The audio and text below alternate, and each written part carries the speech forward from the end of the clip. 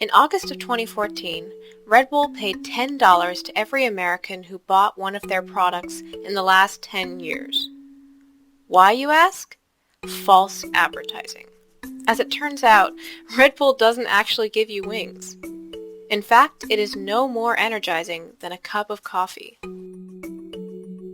But was Red Bull really guilty of false advertising? They never blatantly lied in their advertisements. Like everyone else, they used careful language to make their product seem better than it actually was. Advertisements are everywhere, and all of them, like Red Bull, are trying to mislead us. How then are we to see through them? The answer may be in a book called Language in Thought and Action, written by conservative politician and scholar S.I. Hayakawa. Basically, in his book, Hayakawa describes language as a collection of symbols. This means that words, beyond their definitions, symbolize ideas or concepts. People can then manipulate these symbols to make a person feel a certain way when reading them. Let's look at how this is used in an advertisement. Let's imagine you're at the grocery store and you see a box of blueberries with this label. So how can we approach this? First, we can identify the positive and negative symbols being used. By associating themselves with positive symbols and distancing themselves from negative symbols, Faulkner Family Farms paint themselves as an honest, healthy business. The first positive symbolic word is in the name itself, Faulkner Family Farms. The word family brings up images of family farms, which are generally thought of as more honest and authentic. The second positive symbol is the word organic, which is often considered healthier than other produce. By using these symbolic words, Faulkner Family Farms equate themselves with these ideas, leading the consumers to think this company is healthy and authentic. Faulkner Family Farms are also using negative symbols to distance themselves from certain ideas.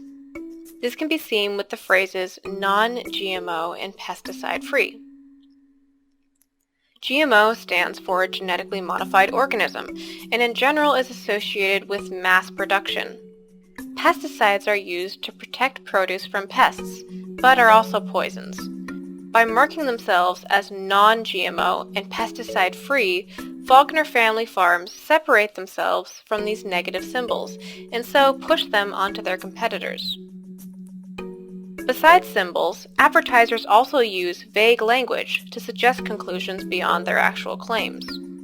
For instance, the line "contains cholesterol-lowering chemicals" leads consumers to believe that eating blueberries will lower their cholesterol. However, this isn't necessarily true. Just because a food has beneficial chemicals in it does not mean the body will be able to use them. Even if blueberries do lower cholesterol levels, the effect isn't necessarily large. However, when faced with these kinds of claims, consumers tend to overestimate a product's effects, just like the consumers from the Red Bull lawsuits. And just as Red Bull never explicitly stated that its product was better than most caffeinated drinks, this blueberry ad never explicitly states that it will lower your cholesterol, instead sticking to vague statements about health and happiness. So what have we learned from all of this? It's no surprise that advertisers use clever language to boost their product's reputation. That's literally the point of advertising. As S.I. Hayakawa asserts in his work, language has never been unbiased.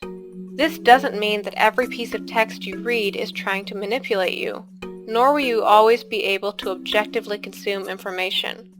However, if you so choose, analysis like this can help you make more educated decisions in your life. At the very least, it helps us develop a greater appreciation of clever writing.